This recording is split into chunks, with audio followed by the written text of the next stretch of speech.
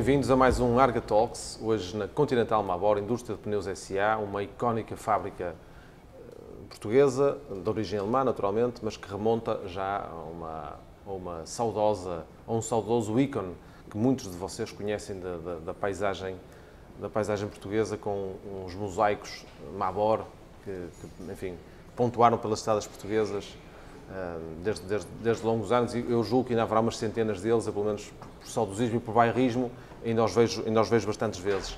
Recordo para aqueles que possam estar a ver pela primeira vez o Arga Talks, que este é um pequeno momento em que nós, Arga Tintas, uma marca de uma empresa de tintas, procura trazer ao espaço público alguma reflexão sobre temas como arte, design, arquitetura, sobretudo, mas também cultura, uma vez que a empresa e a marca ativamente procura patrocinar, apoiar, ajudar muitas coletividades, muitas intervenções de pintura urbana, de grafites também, e sobretudo de recuperação de património e de alguma forma de aumentar a fruição do espaço público por parte de toda a comunidade. E como a marca acaba por, na sua interação diária, ter uma energia muito própria e muito poderosa, que arrasta toda uma comunidade de gente com quem interage diariamente, entendeu já há algum tempo que era uma oportunidade de devolver, digamos, à comunidade esta rede, esta network de conhecimento e de despertar para estas temáticas que nos parecem relevantes, e é por isso que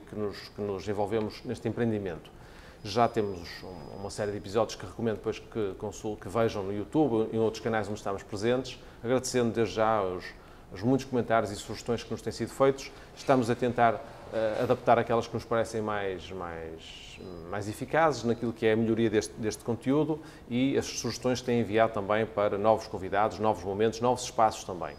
Nós temos sempre um convidado com quem refletimos sobre uma temática, temos sempre um espaço emblemático enfim, que representa alguma coisa nesta narrativa. Hoje estamos, de facto, aqui na Continental, e temos um outro terceiro pé neste triângulo destes Arga Talks, que é este momento tem um fim solidário em si mesmo, e convidamos sempre o nosso convidado a indicar qual é a associação que ele, sem fins lucrativos, que ele entende apoiar, e a razão de o fazer falamos no fim, desvendaremos quem é a associação que o nosso convidado hoje, que é o arquiteto Nuno Torres, muito conhecido no meio, com muitas intervenções, múltiplas intervenções eu diria, em quase toda a tipologia de construção. Hoje estamos aqui especialmente porque ele foi, e a empresa de que ele é acionista e da qual é responsável por várias das atividades da empresa, que é a Central Arquitetos, uma das grandes empresas de arquitetura a norte do país, pelo menos. Não há assim tantas empresas de arquitetura, enfim, de alguma forma quase verticais, como a Central é.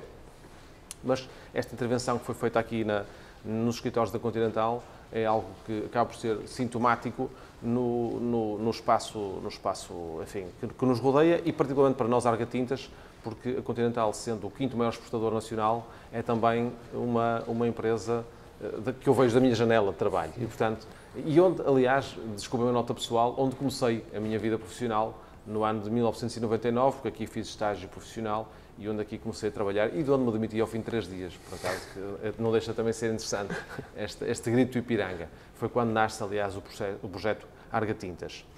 Reparem que a Continental, enfim, penso que será de conhecimento de todos, mas a Continental é expressiva no território nacional, e é por isso muito expressiva no norte, e particularmente no Vale do Cávado e do Ave, porquanto fatura quase 1.000 milhões de euros, tem um valor acrescentado bruto massivo, julgo que andará nos 400 ou 500 milhões de euros, produz qualquer coisa como 18 milhões de pneus por ano, exportando 98% dos mesmos, como é evidente. O que torna, com 2.500 colaboradores, com uma área coberta que vai perto dos 250 mil metros quadrados, aqui nesta unidade, porque depois o Grupo Continental em Portugal detém várias outras unidades, a Continental Lemmers, a Indústria Têxtil do Ave, onde sei também que decorrem intervenções da Central, outras unidades do grupo em Portugal, e portanto é de facto impressivo, e é profundamente impactante naquilo que é enfim, o nosso tecido económico. Voltando aqui ao Nuno Torres, o arquiteto Nuno Torres, enfim, ele que faz a sua licenciatura na Universidade do Minho, tendo aliás sido laureado com prémios por ter sido o Best in Class, foi o melhor aluno, uma série de prémios que também venceu entretanto. Eu não queria deixar de os nomear porque são relevantes. O prémio o arquiteto Eduardo Ribeiro, atribuído pelo Rotary Club de Guimarães, e o prémio da Universidade do Minho, e foi diploma de mérito, e portanto nós não somos provavelmente os diplomas que carregamos às costas, sim, mas explica um bocadinho porque na Continental, porque há esta proximidade, este bairrismo, e porque é o Nuno, porque na verdade também tem, além de ser meu amigo pessoal, tem uma expressão no mercado que não é despeciente, e esta intervenção numa indústria tão grande, tão impressiva como é a Continental, acaba por unir estes pontos e fazer com que cá estejamos. Certo que entra para a Central, julgo, para estagiar, e portanto até nisso é um percurso interessante, entra para estagiar, acaba por ficar, e hoje é acionista da empresa, portanto faz todo o trabalho ali. Tem uma experiência internacional que é também muito interessante para nós, enquanto marca que quer comunicar com o público sobre o valor da nossa arquitetura, porque é muito também isso que nós procuramos, valorizar aquilo que é nosso. África, Brasil.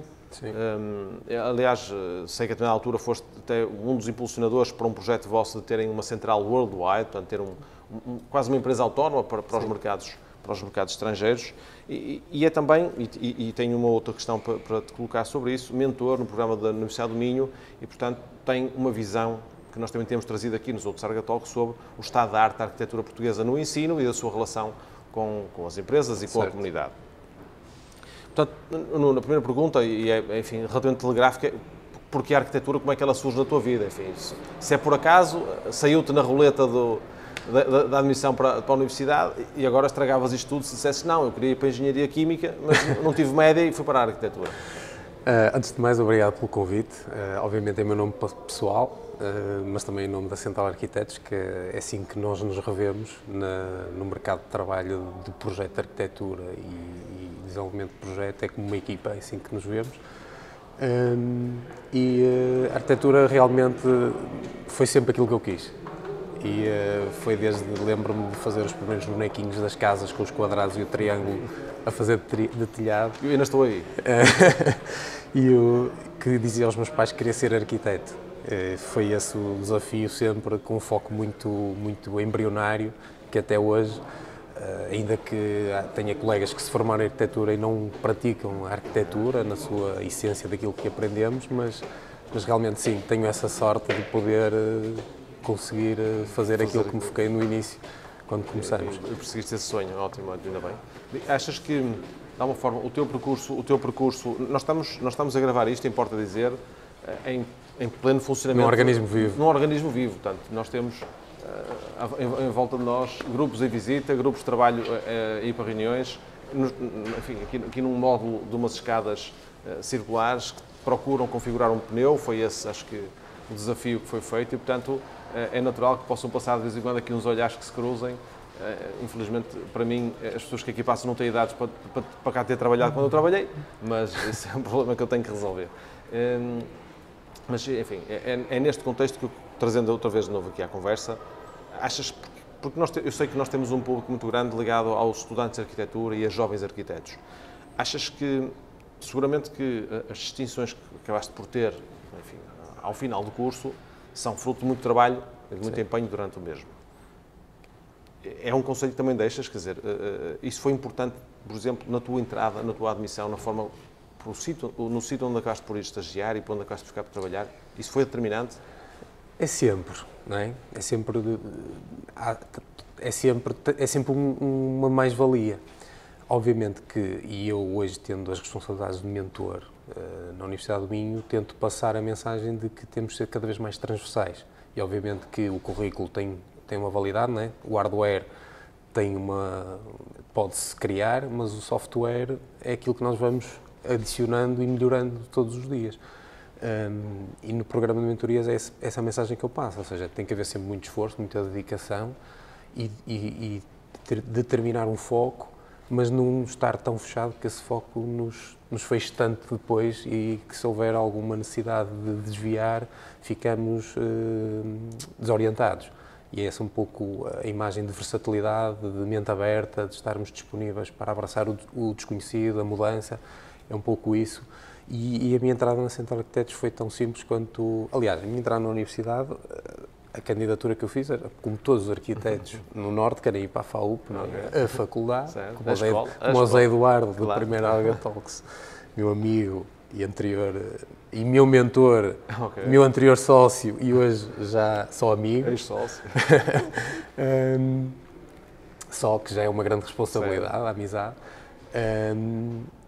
Eu candidatei-me à FAUP, mas por algumas décimas não entrei. E felizmente entrei na Universidade do Minho, porque me deu realmente uma formação que eu considero mais valiosa do que aquilo que eu reconheço hoje na Faculdade do Porto. Mas isso não é nenhuma crítica, é aquilo que eu acho, é uma opinião muito pessoal e não aqui de pôr duas universidades em confronto, em paralelo, não é nada disso. Até porque as pessoas que fundaram o curso da Universidade do Minho eram todas da Faculdade de Arquitetura do Porto.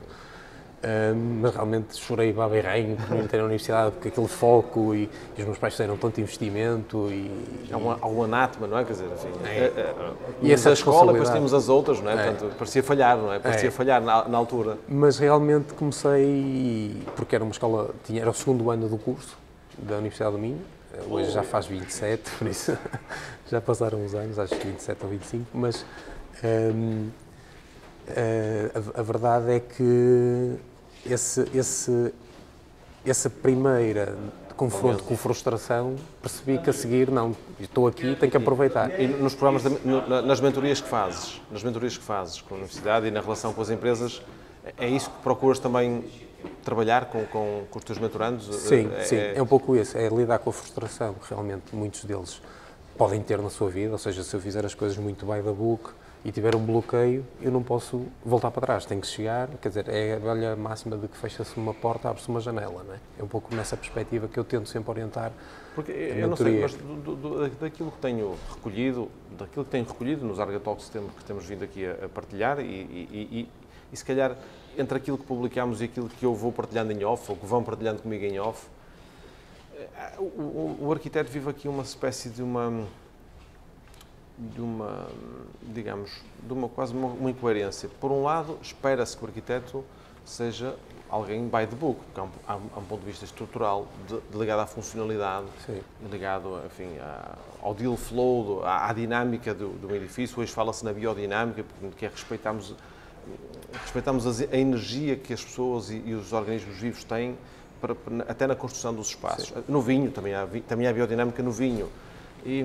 Mas por outro lado, queremos que o arquiteto seja alguém que nos assalte, que tenha mais mundo do que nós, que tenha um olhar diferente para as coisas e que rasgue o papel e rasgue o espaço.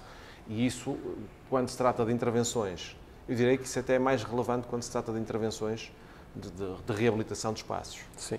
Por exemplo, se nós trouxermos isto para aqui, para a intervenção aqui na Continental, eu não sei qual é o briefing que vos é dado, só sei que vos foi pedido para que estas escadas configurassem a jante de um pneu e de alguma forma vertessem isto. Mas o que é que dizia esse briefing e que desafios é que encontraste para transformar este organismo, tentando não ser apenas um técnico a desenhar espaços? Não é? Sim. Obviamente que a nossa equipa, como eu disse, nós trabalhamos a equipa, eu sou aqui um front office daquilo que está tudo, tanto todo o nosso organismo vivo que também colabora com todos os nossos clientes. Neste caso, o briefing foi de tentar, o objetivo, a Continental estava a dar um passo muito grande neste projeto, primeiro com o armazém, que foi o nosso primeiro projeto em 2013, o APA, o Armazém de Produto Acabado, foi o primeiro movimento para chegar, o objetivo a médio e longo prazo, chegar aos 20 milhões... Armazém de Produtos Acabados. Produto Acabado. Que era o objetivo de chegar aos 20 milhões, ou seja, está um work in progress agora, neste momento. Ou seja, tiveram que criar o armazém para depois ocupar o espaço que o armazém ocupava aqui com mais produção. E, ao mesmo tempo, começaram a ficar com pouco espaço no edifício técnico-administrativo. Ou seja, aquilo que é o adicionar de pessoas e de equipas, aquilo que são as equipas existentes, obrigou a que o edifício precisasse crescer. Pronto, e o briefing era muito de conjugar toda a interação entre os diversos departamentos, porque além da administração há uma série de gestão de direções, e essas direções têm chefias, e essas chefias têm equipas de trabalho. Pronto, misturar isto tudo num edifício existente e numa expansão, considerando que a obra não pode parar, que as pessoas têm que continuar a trabalhar, que os caminhões têm que continuar a circular, que os carros têm que continuar a circular, que os fornecedores têm que continuar a abastecer, que os resíduos têm que sair, que os fornecedores de serviços têm que entrar e sair, fazer reuniões, porque as coisas continuam a seguir. Claro. Ou seja... E num site que tem regras de segurança altíssimas, como não se encontra em lado nenhum. Portanto, todo o contexto de obra e de movimento pendular é horrível. Exatamente, ou seja... pesado. E o projeto, o briefing, previa que as pessoas fossem movidas para contentores. Nós inicialmente defendíamos uma posição que permitia fazer uma obra sem tirar as pessoas, mas efetivamente tornava difícil, porque todo o ruído de obra era insuportável. Foi possível até determinado ponto, para minimizar os custos também com a deslocalização, não só custos financeiros, mas custos de transporte de material. E de produtividade. Exatamente, ou seja, acabou por ser um tempo controlado de cerca de 7 meses esse desvio das pessoas, e foi feita uma obra em 2 fases, neste caso dos escritórios. Depois, o desafio realmente era poder interligar os departamentos entre si, o departamento com a fábrica, porque na verdade há departamentos que nem sequer vão à fábrica, nomeadamente financeiro, recursos humanos é o que tem que estar mais perto da fábrica, porque é onde as pessoas vão reclamar, mais perto, ou seja, está à porta da fábrica, é o que está mais perto, tem um guichê específico, reclamar, sim, é a maneira de dizer, mas onde vão reivindicar as férias, as ausências, as horas extras e tudo mais, por isso há ali uma interface, e quisemos colocar isso à porta da fábrica, para também, um dos princípios que eu notava quando vinha à Mabor no início era que eu para ter uma reunião entrava no espaço de trabalho dos colaboradores. Isso gerava confusão, via coisas que se calhar não devia ver, até em nível de segurança, e faz com que no desenvolvimento do projeto o desafio fosse altíssimo, para podermos complementar toda a interação e integração desses departamentos entre si e com a fábrica. A partir daí, depois da implementação, a verdade é que tivemos que relacionar o edifício com outra fábrica, que foi um dos movimentos com a implementação dos pneus agrícolas. Houve necessidade de ligar o edifício com essa fábrica e foi criado um passadiço de ligação que permitiu ligar o edifício não só com nascente, mas também com poente, com a produção de poente. Porque esse edifício, quando nasce, se bem me recordo, ele está relativamente afastado, não está contigo às naves principais. Não está no centro da produção, ele está excêntrico à produção. Está excêntrico à produção, o que terá obrigado a esse prolongamento, para que a mobilidade pudesse acontecer abrigada, segura e tudo isso. Exatamente. Depois as expansões posteriores, entretanto, vão acabar por integrar tudo isso. Exatamente. E o edifício hoje já está mais centralizado, está mais no centro de gravidade daquilo que é a produção. Certo. Ou seja, havia o GP de Carreira tinha a dúvida se realmente ia investir todo este dinheiro, obviamente, num edifício que depois ia continuar muito excêntrico face à fábrica. Ia ser sempre remendo. E como é um edifício, quer dizer, é um front office da empresa em termos de corporativa, a imagem corporativa do próprio edifício, ou seja, a Mabor ganhava, a Continental Mabor ganha constantemente prémios de altíssima qualidade naquilo que faz, mas depois as suas infraestruturas eram muito não corresponderiam antigas. Se fossem, claro. Exatamente, fazem tecnologia de ponta, mas os edifícios eram muito obsoletos, tinham muitos problemas, não tinham luz natural, as pessoas estavam todas encabalitadas, o ar-condicionado não era... O dono da obra tem essa preocupação, não tinha exclusivamente a preocupação funcional, quer dizer, queria dar qualidade às pessoas. Mas queria dar qualidade às pessoas. Exatamente. E dignidade estética, digamos assim, ao edifício. Exatamente. Pelo que ele representa, estamos a falar de uma empresa colossal, como já aqui vimos pelos números, que são esmagadores, e queria, no fundo, isso é algo que eu também gostava de perguntar, que é, nas intervenções industriais, porque vocês trabalham com muitos clientes, escolhemos este pela proximidade geográfica e pelo que representa economicamente,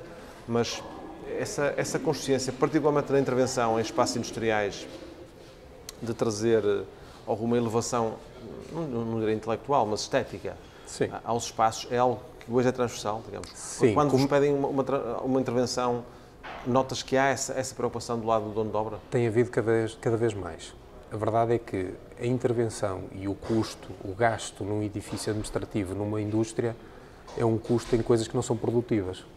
ou seja, é um gasto em algo intangível, que são as pessoas, ou seja, em teoria, e o que se defende é que se apostarmos mais nas pessoas, as pessoas produzem mais, e foi nessa expectativa que, sendo que a Continental Mabor tem que responder a uma casa-mãe alemã, tem que vender a ideia de que eu vou gastar muito dinheiro num edifício que não é produtivo, mas que isso me vai trazer benefícios produtivos no futuro. Efetivamente, isso é um problema nas indústrias. Temos outros clientes onde isso efetivamente é um problema, outros multinacionais, onde é fácil gastar dinheiro numa máquina, num armazém para criar mais uma máquina, mais um armazém, mais uma caldeira, mais um PT, custa não sei quantos milhares de euros, mas é para a produção, não tem problema. Okay. Quando estamos a falar de escritórios, de zonas de pausa, de zonas de descanso, acaba por ser mais difícil esse investimento, mas hoje, cada vez mais, com a falta de mão de obra, as pessoas querem cativar mais, agora o clichê da retenção de talento. Não é? E então começam a preocupar-se mais com os espaços de trabalho, ainda que a pandemia veio... Não digo um bocadinho isso com o não digo reverter, mas reformatar, exatamente, acho que esse é o termo, e efetivamente torna isto mais desafiante para nós, porque faz com que os clientes gastem mais dinheiro naquilo que anteriormente não gastavam, ou seja, no conforto das pessoas. Claro. É essa a preocupação. E aí no design, do conforto, dos espaços colaborativos, de pensamento, inclusive estamos a desenvolver alguns projetos de outros clientes nessa vertente, inclusive também aqui na Continental, onde há essa vertente. Pois, antigamente era mais difícil. Antigamente estamos a falar 5 anos. Também não estamos a falar necessariamente das mesmas pessoas, porque o que nos exige esta nova geração, estas novas gerações que entram para o mercado de trabalho para a pandemia e por aí fora, eles vêm claramente com uma aspiração diferente daquilo que é a sua fruição no espaço de trabalho. Esta convicção de que, de facto, passamos a maior parte do nosso tempo num espaço de trabalho e de que, para captarmos e retermos as melhores pessoas, temos que ter esse edge, não é? Essa vantagem, que as boas empresas têm mais capacidade de transformarem um espaço e de terem um espaço onde, de facto, as pessoas, porque é lá que vivem, boa parte da sua vida, terem um espaço que lhes é confortável e onde todos os dias se sentem bem. Eu até trazia isto porque a semana passada estive, não sei se tu assististe, mas eu estive a falar nas conferências em Braga, no Hotel Meliá, do Real Talks. Tinha o Grupo Casais, tinha o Acreditar, tinha o Castro Grupo e eu vá. E uma das coisas que depois eu resolvi, digamos, ser relativamente polémico, embora enfim, eu não referi que o Nuno é de Braga, é um fervoroso adepto do Sporting de Braga, Sporting Clube de Braga, e é um quase pró-jogador de pádel. A caminho da profissionalização, a arquitetura, o próximo, num Paddle Talks, está num Paddle Talks também. Exato. Mas, nesse sentido, porque a conferência era em Braga, porque este exemplo acontece com tudo, uma coisa que eu tenho sentido, isso debatemos até bastante quando fizemos um Arga Talks na Universidade da Beira Interior, na Covilhã, na relação da Universidade com a URB e na forma como a URB, sim ou não, aproveitou a densidade de conhecimento em arquitetura, porque apesar de tudo são 400 ou 500 alunos e, portanto, é muito conhecimento ali, acaba por ter uma tração, dar tração à cidade, que podia, enfim, isto é o diagnóstico feito ali, não é? Sim. Mas podia fazer com que a URB tivesse mais apontamentos arquitetónicos. E uma coisa que nós sentimos, e o absurdo é que ao fim de 10, 20, 30, 40 anos, nós vamos lá fora, alguns países mais que outros, e porque é que nós temos uma paisagem, quer na urbanidade rural, quer nas pequenas vilas, onde se quer até se nota mais, quer nas grandes cidades, porque é que nós sentimos uma harmonia em muitos sítios que aqui é impossível? Porque o que te queria perguntar era isto, quer dizer, nós percorremos Braga, é igual se for aqui o Famalicão. Sim. A liberdade que foi dada, que é dada a quem desenha, o facto de nós não termos planos pormenor, de não termos harmonização estética, nem nenhum padrão colorimétrico, faz com que nós hoje atravessemos uma cidade e temos uma desarmonia completa. Sim. Desarmonia completa. Nós temos o espaço, enfim, temos a estrada, temos pouco convívio da rua, agora fala-se muito de novo da arquitetura e da rua, do impacto da rua como um meio social e como um meio de coesão social. os bairros, o conceito das cidades 15 minutos, que é algo que, de facto, em vez de resolvermos o problema da mobilidade de toda a gente para todo o lado, nós temos a conseguir condições para que as pessoas tenham, na sua periferia de 15 minutos, uma cidade ao seu dispor, com tudo aquilo que nós hoje queremos fruir no espaço de uma cidade. Mas quando tu olhas para um espaço, Braga, que naturalmente aquilo que conheces bem, mas já trabalhaste em tantas cidades, o que é que falta para se conseguir ter um objetivo, para que uma cidade como Braga, como Famalicão, possa ter um objetivo de longo prazo e envolver-se com a arquitetura, particularmente, e conseguir ter um plano de 20, 30 anos, porque se nós hoje olharmos para a Costa Nova e dizemos que é harmonioso, mas quando a primeira casa apareceu era às riscas, as outras não eram, e não era. Portanto, qualquer padrão é melhor do que a confusão que nós temos hoje. A verdade, André, é que isto tudo tem uma história, não é? Nós tivemos uma ditadura, tivemos um pós-25 de Abril, onde foi uma liberdade a todos os níveis, e essa liberdade de falas existe em todas as cidades. O Braga é conhecido como Vale de Lamaçães, mas o Vale de Lamaçães existe em todas as cidades. Existe em Famalicão, em Barcelos, no Porto, todas. Foi uma expansão muito grande, foi um êxodo da população dos campos para as cidades, obrigou a um crescimento das cidades de uma forma descontrolada. Os PDMs são de 91, que pouco planeamento fazem, estão a ser revistos, demoram 10 anos a ser revistos, mas não são revistos. A maneira como são revistos é criticável, no mínimo. Há muito pouco planeamento em Portugal, ou seja, mesmo o arquiteto não tem ainda melhor, as pessoas ainda não são obrigadas totalmente, agora cada vez mais, a recorrer a um arquiteto para projetar as suas coisas. Ou ainda muitos acham que não precisa, não é? Porque de futebol, de medicina e de arquitetura todos percebem, não é? Todos sabem qual é o medicamento de doer aqui, todos sabem qual é o futebolista que se substitui, qual é a cor que se pinta, não é? Alturas e não sei o quê. E não é verdade, não é? Nós quando vamos ao médico, o médico diz-nos alguma coisa, nós acatamos. Quando vamos ao advogado, o advogado diz-nos alguma coisa, nós acatamos. Na arquitetura não temos essa sorte ainda. Eu acho que é um caminho que se está a fazer em Portugal, porque noutros países não é assim. Não é mais valorizado, não é? Isso depois repercute-se nos honorários, apesar de sermos uma classe respeitada, a Ordem acho que não faz tudo o que devia, na minha opinião, para defender a classe dos arquitetos, anda muito embranhada de arquitetos a falar para arquitetos. Quando me dizem isso, eu acho que os arquitetos devem falar é para potenciais clientes, não é? E para projetar as suas ideias. Já foi comentário que já ouvimos também aqui nas Saga Talks, porque, enfim, compete isto é wishful thinking, quer dizer, acho que compete a uma ordem ser a inspiradora, a uma ordem de arquitetos é inspiradora porque, sabendo que digamos, a aspiração estética é sobretudo de quem a consegue ver, porque eu não consigo ver isso há 20 anos, não consigo, mimetizando, não é? Caricaturando. Mas uma comunidade de arquitetos consegue, porque se a discutir, se forçar o poder político, Era aí que eu ia chegar a seguir, ou seja, tu, para conseguirmos ter, e por isso é que eu falei na questão da ditadura, porque tem a ver com a governação, não é? Se a parte da governação, é óbvio que cada um tem que fazer o seu papel, mas vivemos numa sociedade em que se não houver lei, as pessoas fazem, ou mesmo havendo lei, procuram logo a exceção para não a cumprir. Claro. E se houver uma visão, e há cidades realmente onde a visão dos seus governadores, isso se reflete, há cidades em que os governadores não têm essa visão. Isso se reflete também, não é? E por isso, se fores perguntar a muitos, já nem digo presidentes de Câmara, mas aos vereadores de urbanismo de Portugal, qual é a visão do seu quadriênio de mandato, eles provavelmente, vamos fazer qualquer coisa de melhoria de ruas e não sei, não pensam saneamento, completar o saneamento. Eu critico, eu já disse isto publicamente em Braga, já disse isso ao vereador diretamente, Braga vende-se como uma Silicon Valley nacional, em termos de tecnologia, efetivamente tem sido atraído politicamente e tem sido atraído através da Invest Braga. Estamos a falar de Braga para trazer o mastro. Foi o teaser, isto é um exemplo, é evidente que é um exemplo. Mas realmente ajuda-nos a manter aqui o foco, que é, se queremos captar investimento e depois queremos uma indústria multinacional que quer investir, mas depois não há um terreno sequer de 10 mil metros quadrados. Nós temos clientes que querem tem uma fábrica de 2.000, querem construir uma de 7.000 e não há um terreno onde se possa fazer isso.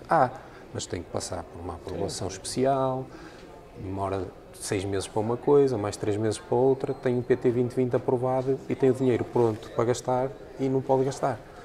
Claro, Pois há estas burocracias, estas inércias criadas pela própria lei que não ajudam ao investimento privado. É óbvio que não pode ser um regabof, não é isso que estamos aqui a falar, mas tem que haver mecanismos. Mas tem que haver mecanismos, mas tem que haver também, para os mecanismos acontecerem... Tem que haver previsão. E essa previsão que falta em muitos governos, e não digo governos, governo central, estou a dizer também mais a nível autárquico, acima de tudo, claro. Porque a visão tem que ser autárquica. Depois a nível de CCDRN, tem que haver uma visão que permita, obviamente, salvaguardar a natureza, que é acima de tudo o mais importante naquilo que é o planeamento, mas também, acima de tudo, a seguir toda a coesão urbanística que permita um desenvolvimento sustentado, uma evolução sustentada. Ou seja, eu não posso querer vender investimento e querer atrair uma empresa e depois uma empresa quer chegar aqui, quer construir não sei quantos mil metros quadrados, não há terreno para fazer. Porque é previsto em planeamento. É diferente tu a desenhar, ou tu a pensar, ou tu político a pensar, é muito diferente o teu plano de ação se o teu objetivo for ter uma cidade boa daqui a 3 anos ou 5, ou ter uma cidade boa daqui a 30. Claro. Porque nós estamos em cima do tempo, mas eu não resisto a trazer também aqui um bocadinho o que tem a ver com isto, com este planeamento a longo prazo, tem muito a ver também com a pegada ecológica do que estamos a fazer. E hoje nós temos passive house, biosustentabilidade, materiais endógenos, quer dizer, nós sabemos hoje, eficiência energética, etc., nós sabemos hoje que tão melhor será o mundo que deixaremos aos nossos filhos quanto mais inteligentes formos no processo de abordar, neste caso, a construção.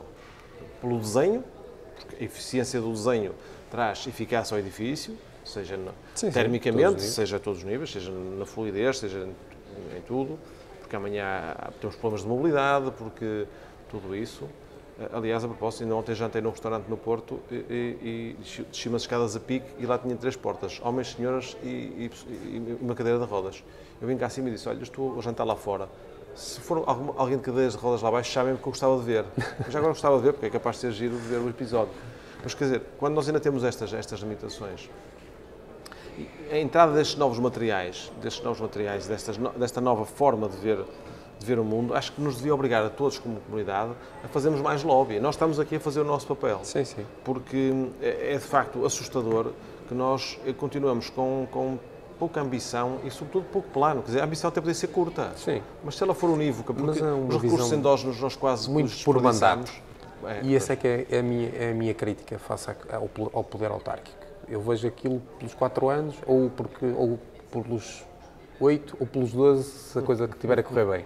Mas, na verdade, nós temos que ver o poder autárquico tem que ser realmente a 30 anos, no mínimo, porque realmente nós temos que criar mecanismos que vão criando lastro.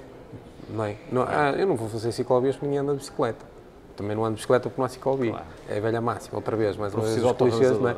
Por isso, ou crio infraestruturas para criar o hábito nas pessoas, não é? Porque não faço reciclagem porque não há ecopontos. Eu meto ecoponto porque eu não faço reciclagem, eu tenho ecoponto, mas agora não faço porque eles não se param, juntam tudo.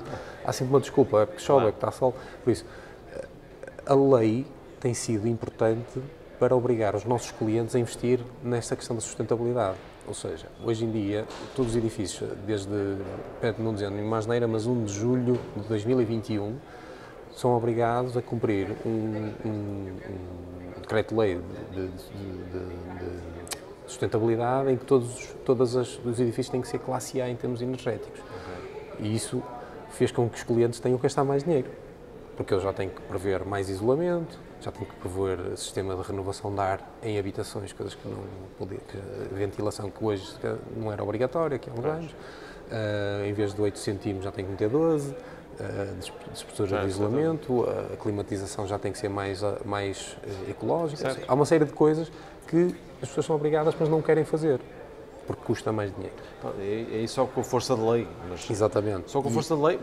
A outra forma seria, de facto, que esse movimento de uma aspiração de termos uma urbe melhor, mais que vamos deixar ficar para outros, fosse algo que nós conseguíssemos aderir emocionalmente, porque quando nós estamos focados e estamos ligados a esse objetivo, naturalmente fazemos as coisas, não precisamos que a lei nos obrigue, fazemos da mesma forma que confinámos antes de ser obrigatório. Por paixão. Ninguém nos disse que tínhamos que confinar quando foi instituído o confinamento, já as pessoas estavam confinadas. Sim. E, portanto, porque quando as pessoas percebem esse fim último, e fica se calhar esta como mensagem final, essa tua mensagem também de esperança, seja ela imposta pela lei ou de que as pessoas acho que possam... depende de cada um, sempre. Claro. Mas sem cada um fazer a sua ação, nada vai fazer, mesmo que haja lei, claro. Não adianta. Mas é sempre preciso que uns avancem, não é? E que tomem a dianteira, que hajam... E há, com certeza, municípios que tiveram preocupações diferentes, quer em Portugal, quer lá fora, e também quando dizemos que em França tem vilas e na Suíça e na Áustria é difícil encontrar uma que não tenha. Sim. É difícil encontrar uma que não tenha. Mas em França temos muitas que têm, outras que não têm, em Espanha também, e em Portugal é ao contrário, é mais difícil encontrarmos uma que tenha essa harmonia em todo o seu território, pelas heranças das décadas de 70, dos condomínios que nasceram, das infraestruturas que não acompanharam logo e depois quando nasceram desequilibradas. Mas fica, enfim, pelo menos a tua e a nossa vontade de continuar a contribuir para isso. Para um mundo melhor. Falar em contribuição, desvenda-nos qual é a associação ou a instituição que entendeste que nós apoiássemos em função deste Targa Talks. Sim, é a paróquia de Aveleda, de onde eu faço parte do movimento paroquial da paróquia de Aveleda. Já fiz como acólito, como grupo de jovens, onde conheci a Carla, a minha mulher, por isso também faz parte da nossa história, e desenvolvem um trabalho normal de uma paróquia com a contribuição dos paroquianos, como todas, que depois contribuem para as dioceses. O dinheiro da diocese vem das paróquias, por isso é de baixo para cima, não de cima para baixo, ao contrário do que muita gente pensa. Fica a minha contribuição por causa do trabalho social que têm feito e agradeço em nome da paróquia também, antecipadamente, que eles ainda não sabem, mas é sempre importante essa postura proativa da área nesse aspecto. Nuno, obrigado. Obrigado, felicidades uma vez para ti, mais. bons projetos e a todos continuação e até à próxima. Possamos todos fazer deste um mundo melhor. Muito obrigado.